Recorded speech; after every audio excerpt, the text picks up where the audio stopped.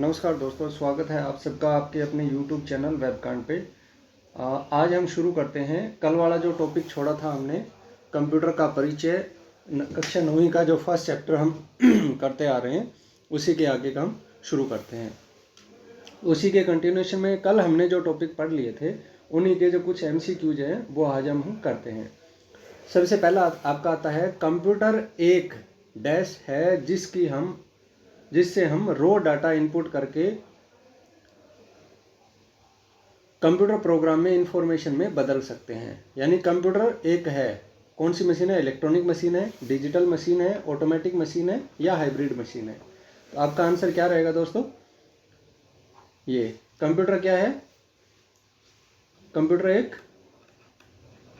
Electronic machine है। कल हमने पढ़ लिया था कंप्यूटर क्या है, एक इलेक्ट्रॉनिक मशीन है। तो आपका आंसर क्या रहेगा? नंबर 1 रहेगा इसमें। दूसरा है, रो का व्यवस्थित रूप जो कंप्यूटर प्रोग्राम, रो नहीं है सॉरी, यहाँ रो डाटा है। रो डाटा का व्यवस्थित रूप जो कंप्यूटर प्रोग्राम की मदद से प्राप्त होता है। रो डाटा यानी आपके जो रो डाटा जो भी होते हैं उनको एक व्यवस्थित क्रम में बदल देता है। तो रो डाटा का जो व्यवस्थित रूप है वो आपका क्या कहलाता है दोस्तों? इंफॉर्मेशन कहलाता है। तो आपका आंसर क्या रहेगा इसमें? 4 नंबर रहेगा। एप्लीकेशन या अनुप्रयोग के आधार पर कंप्यूटर कितने प्रकार का होता है? एप्लीकेशन के आधार पे मैं आपको बता देता हूं दोस्तों। एप्लीकेशन के आधार पे कल हमने पढ़ा था, एप्लीकेशन के आधार पे कंप्यूटर 3 प्रकार का होता है। पहला आपका होता है एनालॉग कंप्यूटर, दूसरा आपका होता है डिजिटल कंप्यूटर, और तीसरा आपका कौन सा होता है दोस्तों? हाइब्रिड। इन दोनों का जो मिक्स रूप है वो कौन सा है? आपका हाइब्रिड कंप्यूटर कहलाता है। साइज के आधार पर कंप्यूटर कितने प्रकार का होता है? साइज यानी आकार के आधार पे। आकार के आधार पे कंप्यूटर कितने प्रकार का होता है दोस्तों? 4 प्रकार का होता है। पहला आपका कौन सा होता है? Micro computer. दूसरा आपका कौन सा होता है? Mini computer. तीसरा आपका कौन सा होता है? Main frame computer. और चौथा आपका कौन सा होता है? Super computer. आकार के आधार पे कितने प्रकार के होते हैं? 4 प्रकार के होते हैं। माइक्रो कंप्यूटर आगे 5 प्रकार का होता है। आपका कौन सा होता है? डेस्कटॉप, लैपटॉप, नोटबुक, पॉम टॉप और आपका टेबलेट पीसी। ठीक है, अगले सवाल पे चलते हैं। वो कंप्यूटर जो अंकों पर कार्य न करके भौतिक रूप से डाटा पर सीधे ही कार्य करता है। डिजिट पे काम करता है। हाइब्रिड इन दोनों का मिक्स है। तो बचा कौन? Analog computer. तो आपका आंसर क्या रहेगा? एनालॉग कंप्यूटर रहेगा। वो कंप्यूटर जो अंकों पर कार्य न करके भौतिक रूप से डाटा पर सीधे कार्य करता है, क्या कहलाता है? आपका एनालॉग कंप्यूटर कहलाता है। सिग्नल कंटिन्यूस होते हैं, यानी वो सिग्नल जो ऐसे चलते हैं। कल हमने पढ़ा था ये सिग्नल किस में होते हैं? एनालॉग सिग्नल होते हैं। यानी आपका आंसर क्या रहेगा? 1 नंबर रहेगा। डिजिटल कंप्यूटर अंकों पर कार्य करते हैं और उनके सिग्नल, डिजिटल के सिग्नल कैसे होते हैं? ऐसे होते हैं, यानी कंटिन्यू नहीं रहते। ये इस लाइन को अगर मिला दिया जाए तो ये यहाँ क्या रहेगा? आपका 1, यहाँ 0, यानी खत्म हो जाते हैं। सिग्नल यहाँ से चला यहाँ तक आया, या तो है या नहीं है। तो कौन से सिग्नल होते हैं? डिजिटल कंप्यूटर में डिसकंटिन्यूस होते हैं, यानी कंटिन्यूटी इनकी यहाँ क्या हो जाती है? खत्म हो जाती है। अगले पे चलते हैं। डिजिटल कंप्यूटर व एनालॉग कंप्यूटर का मिश्रण कौन सा है? अभी थोड़ी देर हमने पढ़ा था दोस्तों, क्या था? Hybrid computer. यानी आपके डिजिटल प्लस एनालॉग, इन दोनों का मिश्रण कौन सा कंप्यूटर है? हाइब्रिड कंप्यूटर है। चिकित्सा के क्षेत्र में सर्वाधिक उपयोगी कंप्यूटर है, ये हमने कल ही पढ़ा था, हाइब्रिड कंप्यूटर। चिकित्सा के क्षेत्र में यानी दोनों का, आपका किसका? एनालॉग का और डिजिटल दोनों कंप्यूटरों का मिश्रण जिसमें यूज किया जाता है, चिकित्सा का क्षेत्र है जहाँ पे सबसे ज़्यादा इनका यूज किया जाता है। निम्न में से कौन सा कंप्यूटर आकार के आधार पर वर्गीकृत नहीं किया जा सकता? आपने अभी थोड़ी देर पहला था पहले पढ़ा था, आकार के आधार पे कंप्यूटर कितने प्रकार के होते हैं? 4 प्रकार के। तो आकार के आधार पे माइक्रो कंप्यूटर होता है, उसके बाद आपका डेस्कटॉप और सुपर हाइब्रिड, 4 हमको दे रखे हैं। तो इन सब में क्या कहते हैं? माइक्रो कंप्यूटर तो आपका सीधा आता है, आकार के आधार पे दूसरे नंबर का आता है। सुपर कंप्यूटर आकार के आधार पे सबसे बड़ा होता है, चौथे नंबर पे आता है। डेस्कटॉप कंप्यूटर जो है वो आपका माइक्रो कंप्यूटर का ही एक भाग है, यानी दूसरा नाम है। इसको क्या कहते हैं? डेस्कटॉप, माइक्रो कंप्यूटर भी कह सकते हैं, डेस्कटॉप भी कह सकते हैं, पर्सनल कंप्यूटर भी कह सकते हैं, और शॉर्ट में पीसी भी कह सकते हैं। तो ये आपका कौन सा कंप्यूटर बच गया जो इसका आकार के आधार पे वर्गीकृत नहीं किया जा सकता? किसका, कौन सा रह गया? एप्लीकेशन। ये किसके आधार पे वर्गीकृत किया जाता है दोस्तों? ये एप्लीकेशन के आधार पे वर्गीकृत किया जाता है। कौन सा? Hybrid computer. एप्लीकेशन के आधार पे कितने होते हैं? 3 कंप्यूटरों में से एक कौन सा है? आपका हाइब्रिड कंप्यूटर है। वो कंप्यूटर जिनमें केवल एक ही सीपीयू होता है एवं जिस पर एक समय में केवल एक ही व्यक्ति कार्य कर सकता है, इनमें से नहीं है। वो कंप्यूटर जिनमें केवल एक ही सीपीयू होता है एवं जिस पर एक समय में केवल एक ही व्यक्ति कार्य कर सकता है, इनमें से नहीं है। कौन सा कंप्यूटर? माइक्रो कंप्यूटर जो है, डेस्कटॉप कंप्यूटर और पर्सनल कंप्यूटर, हमने तीनों में पढ़ा था, ये चीज एक ही है। सुपर कंप्यूटर, सुपर कंप्यूटर कौन सा है? सबसे बड़ा है, जिसकी पावर क्या है? सबसे अधिक होती है। इसकी पावर क्या होती है? सबसे अधिक होती है, यानी पावर अधिक होगी तो इस पे एक साथ एक से अधिक आदमी भी काम कर सकते हैं। तो आपका आंसर क्या रहेगा? 4। यानी माइक्रो कंप्यूटर जो है वो सबसे जो है उस साइज के आधार पे सबसे छोटा कंप्यूटर माना जाता है, जिसके दूसरा नाम भी डेस्कटॉप कंप्यूटर भी है, पर्सनल कंप्यूटर भी है, और इसकी श्रेणी में टोटल ये मिला के कितने प्रकार के माने जा सकते हैं? 5 प्रकार के माने जा सकते हैं। अभी हमने पहले पढ़ा था, आपका डेस्कटॉप आ गया, दूसरा आपका कौन सा था? लैपटॉप, तीसरा आपका कौन सा है?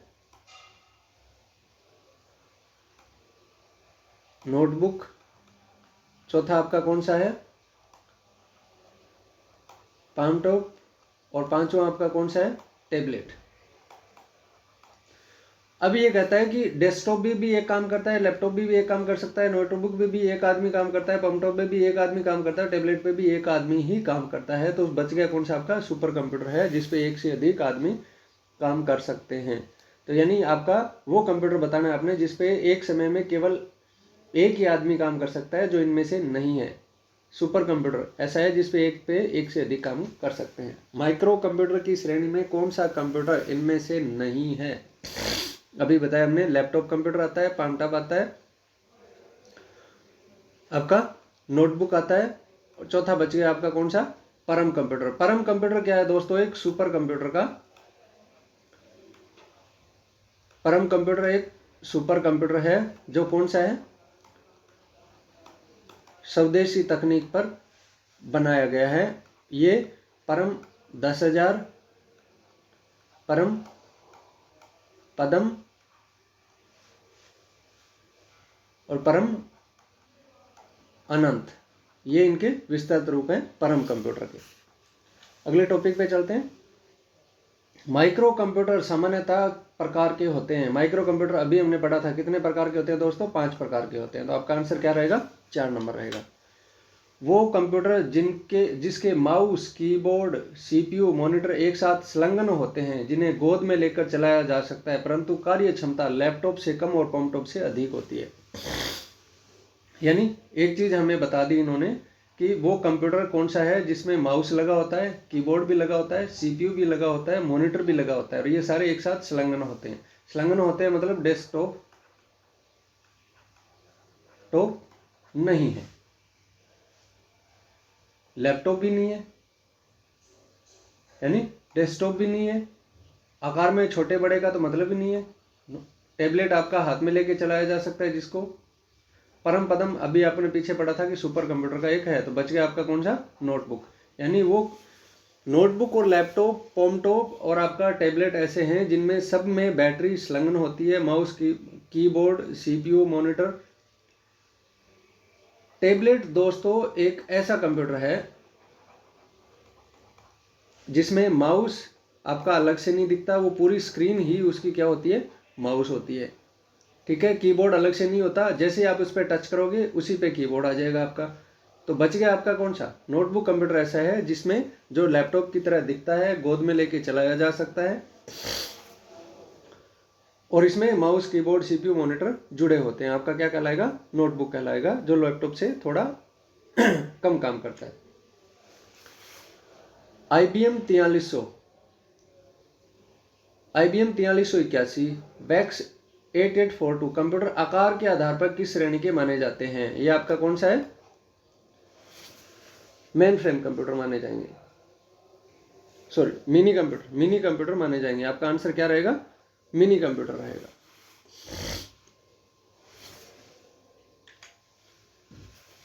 मौसम पूर्वानुमान के लिए, अनुसंधान के लिए, अंतरिक्ष विज्ञान के क्षेत्र में, जेनेटिक्स इंजीनियरिंग के क्षेत्र में आने वाले कंप्यूटर आकार के आधार पर किस श्रेणी के माने जाएंगे? जो सबसे ज़्यादा जो एडवांस्ड कंप्यूटर हैं, सुपर कंप्यूटर।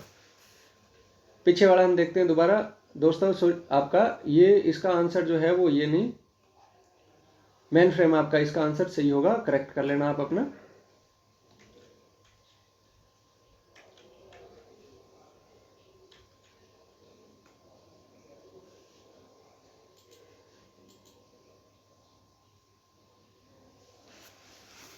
मौसम पूर्वानुमान के लिए आपका आगे अगला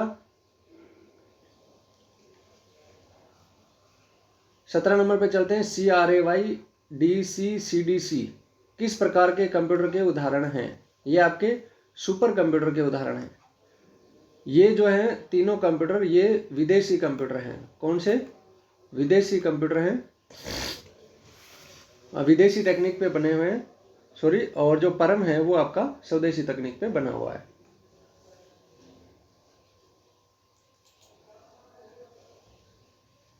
उसके बाद स्वदेशी सीरीज के सुपर कंप्यूटर इनमें से कौन सा है? परम अनंत, परम 10,000, परम अनंत, परम पदम, तीनों ही आपके किसके हैं? चारों जो है वो परम सीरीज के। कौन से सीरीज के कंप्यूटर हैं? ये परम सीरीज के कंप्यूटर हैं, और ये सारे के सारे कहाँ बने हैं? इंडिया के अंदर बने हैं। कंप्यूटर की किसी विशेष भाषा में लिखे गए निर्देशों के समूह को क्या कहते हैं? प्रोग्राम कहते हैं। यानी किसी विशेष भाषा, ये नहीं है हिंदी, इंग्लिश, कंप्यूटर की क्या होती है? एक स्पेशल अलग लैंग्वेज होती है जिसमें निर्देश दिए जाते हैं कंप्यूटर को, और वो निर्देशों के ऊपर क्या करता है? प्रोसेस करता है, यानी उनको समझता है, और फिर उसका क्या करता है? आउटपुट देता है, या रिजल्ट देता है, या जिसे हम क्या कह सकते हैं? काम करता है। तो वो आपका क्या कहलाता है? निर्देशों का समूह प्रोग्राम कहलाता है। और इस प्रोग्राम की मदद से ही आपके रॉ डाटा को किस में बदला जाता है? इंफॉर्मेशन में बदला जाता है। अगला क्वेश्चन देखते हैं। पेट्रोल पंप पर तेल मापने के लिए कौन से कंप्यूटर का उपयोग किया जाता है? आंसर जरा ध्यान से देखना है आपने। यह आपका क्या कहलाएगा? एनालॉग कंप्यूटर कहलाएगा। क्यों? क्योंकि आपका किस में काम करता है? भौतिक। किस में नापता है? लीटर में नापता है। ये किस में नापता है? लीटर में नापता है। तो आप ये सोच रहे होंगे कि हाइब्रिड ये लीटर में नापे डिजिट पे काम देता है। नहीं, आपका आंसर इसका क्या रहेगा? एनालॉग कंप्यूटर ही रहेगा, क्योंकि ये किसका मापन करता है? भौतिक राशि है। भौतिक राशि क्या किस में नापता है? ये लीटर में नापता है। इसलिए आपका आंसर क्या रहेगा? इसका एनालॉग कंप्यूटर रहेगा। कल वाले जो टॉपिक छोड़े थे उससे आगे हम बात करते हैं कंटिन्यूटी में। आज का टॉपिक हम देखते हैं कंप्यूटर की विशेषताएं क्या है। सबसे पहली विशेषता है आपकी स्पीड, कि कंप्यूटर आपकी जटिल से जटिल जो भी कैलकुलेशन होती है उनको सेकंड में ही हल कर सकता है। और आज के कंप्यूटर तो ऐसे आ गए हैं जो आप एंटर दबाओ और आपकी अरबों की जो गणनाएं हैं उनको सेकंड के लाखवें हिस्से में ही आपका सॉल्यूशन निकाल के आपको दे देता है। यानी पलक नहीं झपकोगे उससे पहले आपका आंसर आएगा। कंप्यूटर इतनी स्पीड से काम करते हैं। उसके बाद एक्यूरेसी। एक्यूरेसी का मतलब है कि जो डाटा आप इनपुट करोगे कंप्यूटर में, जैसा इनपुट करोगे उसी के आधार पे आपका आउटपुट आएगा। तो कंप्यूटर में एक जो है वो लैंग्वेज मानी जाती है, एज यू गेट। मतलब अगर आपने गलत दिया है तो रिजल्ट भी आपका क्या आएगा, गलत ही आएगा। तो यानी कंप्यूटर, आप जो कैलकुलेशन करने के लिए कंप्यूटर को जो भी डाटा दोगे उसके ऊपर कंप्यूटर पूर्ण क्षमता से, शुद्धता से काम करेगा और उस शुद्धता से जो भी रिजल्ट आपका आएगा वो आपको प्रोवाइड करवाएगा। यानी अगर आपने गलत आंकड़े दिए हैं तो आपको गलत रिजल्ट मिलेगा, सही आंकड़े दिए हैं तो आपको बिल्कुल सही मिलेगा। कंप्यूटर से प्राप्त रिजल्ट हमेशा शुद्ध होते हैं, कंप्यूटर कभी गलती नहीं करता है। इसके रिजल्ट में जो भी गलती होती है हमारी गलती के कारण आती है। डिलीजेंसी, सक्षमता, कंप्यूटर लगातार कार्य कर सकता है। आदमी थक सकता है परंतु कंप्यूटर आपका कभी नहीं थकेगा। ये लगातार कई दिनों तक एक साथ काम कर सकता है और उतनी शुद्धता के साथ काम कर सकता है।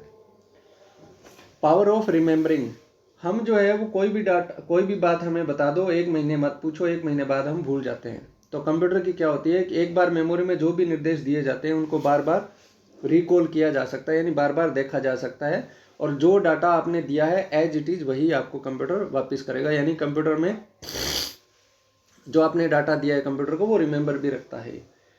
उसके बाद आपका आता है वर्सेटिलिटी। कंप्यूटर का उपयोग अनेक तरह के कार्यों में किया जा सकता है, यानी हर जगह में, यानी हर जगह में कंप्यूटर का उपयोग किया जा सकता है, हर क्षेत्र में किया जा सकता है। तो यानी इसका उपयोग क्या है, कंप्यूटर का आपका व्यापक उपयोग है। ऑटोमेशन, एक बार कंप्यूटर को चलाने के बाद और एक बार कंप्यूटर को निर्देश देने के बाद बार बार उसको बताना नहीं पड़ता, यानी एक ही बार जो है आपने निर्देश देने होते हैं। कंप्यूटर बाकी सारे काम आपका क्या कर लेता है, ऑटोमेटिकली कर लेता है। उसके बाद स्टोरेज, संग्रह क्षमता। कंप्यूटर में डाटा स्टोरेज कैपेसिटी बहुत अधिक होती है, इनमें अनगिनत डाटा स्टोर करके रखी जा सकते हैं।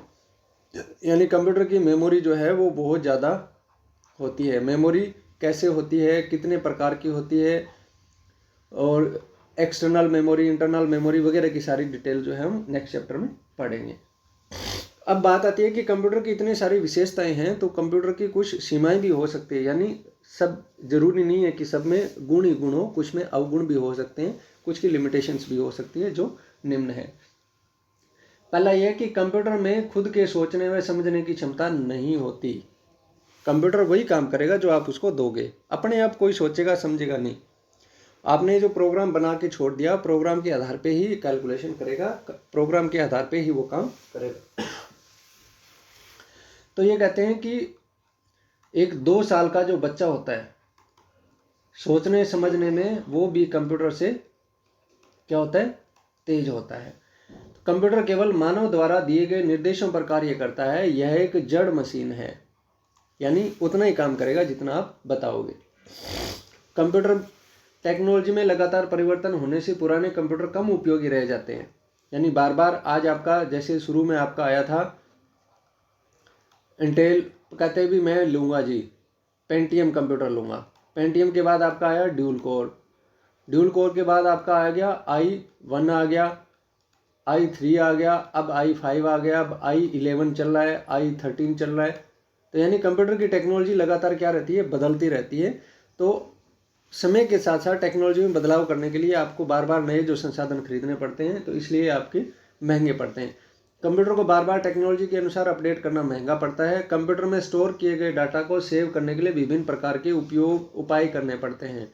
कौन कौन से उपाय करने पड़ते हैं, नहीं तो वायरस का खतरा रहता है, यानी हर बार आपको एंटीवायरस रखना पड़ता है। अगर आप एंटीवायरस नहीं रखते हो तो आपको सिस्टम को आपको सिक्योर करने के लिए उसकी सिक्योरिटी के तौर पे कुछ ना कुछ आपको इंतजाम करने पड़ते हैं, नहीं तो आपका सारा का सारा डाटा क्या हो जाएगा, लॉस्ट हो जाएगा और बाद में आपको उतनी ही ज़्यादा मेहनत करनी पड़ेगी। आमजन में टेक्नोलॉजी का ज्ञान नहीं होने की वजह से धोखाधड़ी, जैसे एटीएम फ्रॉड हो जाते हैं, ई वॉलेट, पेटीएम, वेटीएम, फ़ोनपे, ई बैंकिंग का शिकार हो सकते हैं। यानी तो ये आपका टेक्नोलॉजी का ज्ञान ना होना भी क्या है, नुकसानदायक रहता है। अब बात आते हैं कि ये तो हमने शुरू में पढ़ लिया कि कंप्यूटर की जो है वो परिचय, कि कंप्यूटर क्या चीज़ होती है, कैसे काम करती है, कंप्यूटर में जो है वो समय के समय के साथ साथ बदलाव कैसे होते हैं, वगैरह वगैरह। अब बात करते हैं कि कंप्यूटर का जो विकास है वो कैसे हुआ। आज जैसा कंप्यूटर है वैसा तो था नहीं शुरू में, तो उनको विकास की, जो कंप्यूटर के जो विकास क्रम है उसको 5 पीढ़ियों में हमने बांटा है। पहले आपकी पीढ़ी आती है जो 1942 से 1955, पहले वाले जो थे उसमें कंप्यूटर का इतना ज़्यादा विकास नहीं था। जो आप अपने शुरू में कह सकते हैं कि जो है वो अलग अलग चीज़ें जिसे हम मान सकते हैं, पहला कंप्यूटर कौन सा था, वगैरह वगैरह। दूसरी पीढ़ी में 1955 से 1964 तक, तीसरी पीढ़ी आपकी 1964 से 1975 तक, चौथी पीढ़ी 1975 से 89 तक मानी जाते हैं, और पांचवी पीढ़ी में 89 से अब तक जो वर्तमान में कंप्यूटर चल रहे हैं वो माने जाते हैं। तो एक एक करके पीढ़ी के अनुसार अध्ययन करते हैं। प्रथम पीढ़ी के कंप्यूटर, प्रथम पीढ़ी के जो कंप्यूटर थे 1942 तक, 1942 से लेकर 1955 के बीच में जो भी कंप्यूटर बने थे दोस्तों, उनको प्रथम पीढ़ी के कंप्यूटर माना जाता है। यानी इन 13-14 सालों में जो भी कंप्यूटर बने उन सबको कौन सी पीढ़ी के कंप्यूटर माना जाता है, प्रथम पीढ़ी के कंप्यूटर माना जाता है। तो यानी ये सबसे पहला आपका क्वेश्चन बनेगा कि 1942 से लेकर 1955 तक के समय को कंप्यूटर की कौन सी पीढ़ी में गिना जाता है। तो आपका आंसर क्या रहेगा, प्रथम पीढ़ी के कंप्यूटर माना जाता है। वो कौन सी पीढ़ी के कंप्यूटर है जिनमें वैक्यूम ट्यूब का उपयोग किया गया था। प्रथम पीढ़ी के कंप्यूटर हैं जिनमें वैक्यूम ट्यूब का उपयोग किया गया था। वैक्यूम ट्यूब का आकार बड़ा होने से इस पीढ़ी के कंप्यूटर का आकार भी बड़ा होता था। इतना बड़ा होता था कि हम इमेजिन अगर करें तो एक कमरे से बड़ा मान सकते हैं, यानी एक कमरे से भी बड़ा, और ये माने तो छोटे मोटे घर से भी बड़ा होगा ये। इनकी स्पीड कम थी क्योंकि शुरू में जो है वो विकास हुआ था, तो पहले स्टेज के कंप्यूटर थे, तो इतना ज़्यादा स्पीड कैसे काम करेगा। उस समय के हिसाब से तो स्पीड ज़्यादा थी, आज के हिसाब से स्पीड उसकी क्या थी, कम थी। तो यानी एक कंप्यूटर जो होता है दोस्तों, उसके पार्ट होते हैं। आपका इनपुट, आउटपुट, और आपका क्या होगा, सीपीयू या प्रोसेसिंग यूनिट वगैरह। ये 3 महत्वपूर्ण जो पार्ट होते हैं वो होते हैं। तो ये कहते हैं कि कंप्यूटर में इनपुट और आउटपुट के लिए, इनपुट देने के लिए और उसका आउटपुट कैलकुलेशन होने के बाद उसका आउटपुट लेने के लिए किसका उपयोग किया जाता था, पंच कार्डों का उपयोग किया जाता था। पंच कार्ड क्या हो गए वो भी हम देखेंगे आगे।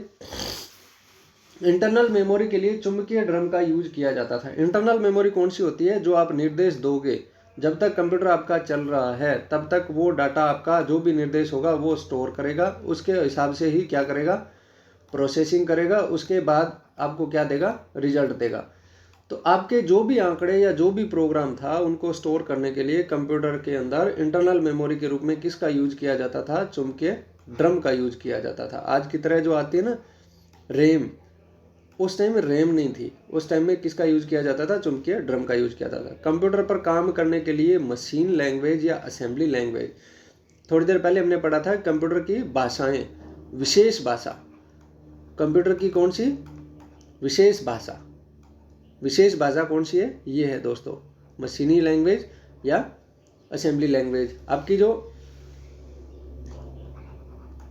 मशीनी लैंग्वेज है उसको बाइनरी लैंग्वेज भी कहा जाता है। कौन सी लैंग्वेज, बाइनरी लैंग्वेज भी कहा जाता है। प्रथम पीढ़ी के दोस्तों 4 कंप्यूटर बने थे। आपका एनियाक जो 1946 में बना था, एडसाक 1949 में बना था, एडवाक आपका 1950 में बना था, और यूनिवाक 1951 में बना था। इन चारों जो कंप्यूटर है आपके, इन सब की अलग अलग विशेषताएं हैं, अलग अलग विशेषताएं हैं, विकास हुआ उनके क्रम के हिसाब से। तो हम पढ़ते हैं एक एक। ये आपका दोस्तों वैक्यूम ट्यूब है। एक कंप्यूटर के अंदर जो शुरू के जो पहली पीढ़ी के जो कंप्यूटर थे उनमें ये वैक्यूम ट्यूब एक ही नहीं लगा होता था, यानी एक से अधिक लगे होते थे। अधिक मतलब हजारों की संख्या में। कितने संख्या में, हजारों की संख्या में। तो ऐसे 1000 इकट्ठे होंगे तो मतलब बहुत ज़्यादा जगह की आवश्यकता होगी, और हजारों आवश्यकता होगी। तो ये क्या है कि एक बल्ब की तरह, जिसे हम क्या कह सकते हैं, जब भी इसके ऊपर बिजली प्रवाहित होगी इसमें, तो ये क्या होंगे, गर्म होंगे। इसके अंदर जो रखे हैं कैपेसिटर, ये जो भी चीज़ है, ये सारी चीज़ आपकी क्या होगी, गर्म होगी। गर्म होगी तो हीट ज़्यादा उत्पन्न करेगी। उसके बाद ये उस टाइम की क्या है, रैम, क्या ये चुंबकीय ड्रम, इसके ऊपर डाटा प्रोग्रामों को निर्देशित रखा जाता था। उसके बाद ये आपका पंच कार्ड, यानी इससे जो भी डाटा है, ये पंच कार्ड है और ये पंचिंग मशीन है, जिसे है इनपुट और आउटपुट डिवाइस के रूप में इनका यूज किया जाता था। उसके बाद ये पहला कंप्यूटर आपका कौन सा, ये फर्स्ट कंप्यूटर, पहला पीढ़ी का फर्स्ट कंप्यूटर कौन सा, ENIAC, जिसको हम मान सकते हैं। अब बात करते हैं ENIAC कंप्यूटर की। ENIAC का पूरा नाम क्या है दोस्तों, electro numerical integrator and computer. ये ENIAC की क्या है, एब्रीविएशन है, फुल फॉर्म है। ये पहली पीढ़ी का कंप्यूटर है। ये दुनिया का पहला जनरल पर्पज कंप्यूटर है।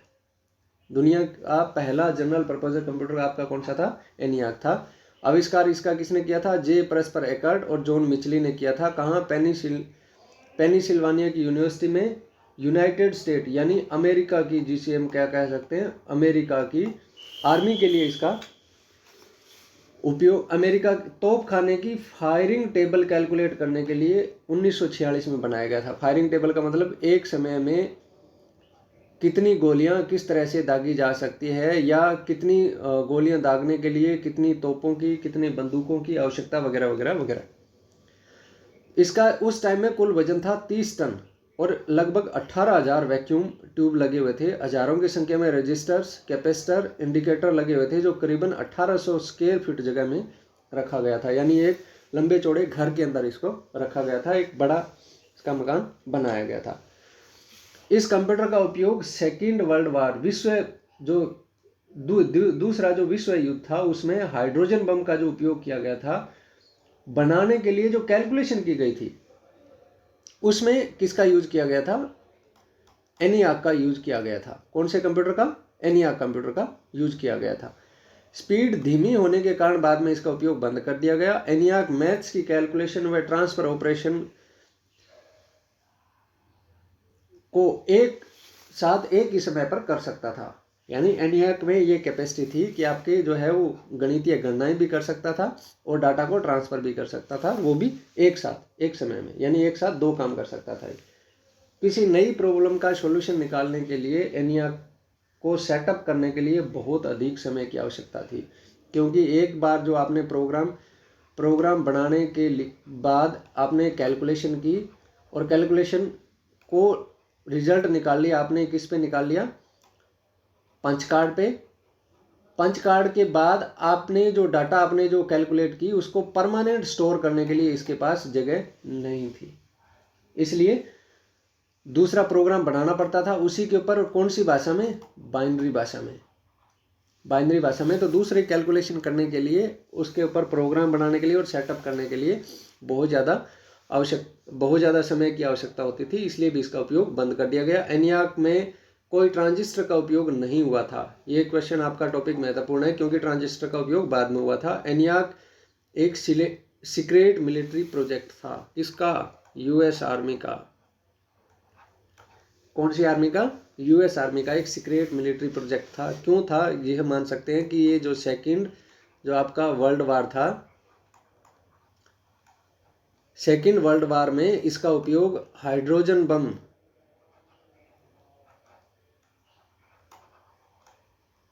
की कैलकुलेशन करने के लिए इसका यूज किया गया था। अगर दुनिया को पता चल जाता कि ये एक कंप्यूटर से जो है वो बम बनाने की कैलकुलेशन कर रहे हैं कि कितना ज़्यादा हाइड्रोजन कितने समय के बाद जो है वो आगे ना क्रिया करेगा, वगैरह वगैरह वगैरह, पता चल जाता तो पूरी दुनिया में पहले ही तहलका मच जाता। ENIAC डाटा को मिली सेकेंड में सोल्व कर सकता था। मिली सेकेंड का मतलब एक सेकेंड के हिस्से में, पूरा एक सेकेंड नहीं लेता था, एक सेकेंड के बहुत कम हिस्से में ये सोल्व कर सकता था। तो इसमें 18,000 वैक्यूम जो है ट्यूब लगी हुई थी, हजारों की संख्या में कैपेसिटर, रजिस्टर आदि लगे हुए थे। तो इसकी वजह से बहुत ज़्यादा बिजली की खपत होती थी और वो क्या हो जाते थे, वैक्यूम ट्यूब गर्म हो जाते थे, जिनको ठंडा रखने के लिए, यानी कंप्यूटर पर लगातार काम करने के लिए उनको ठंडा रखना जरूरी था। ठंडा रखने के लिए एयर कंडीशनर की आवश्यकता थी।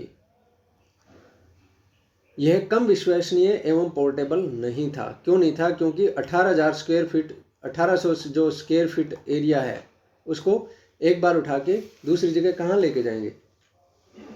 यह केवल मशीन लैंग्वेज पर काम करता था, जिसकी वजह से प्रोग्राम क्षमता क्या थी? लिमिटेड थी।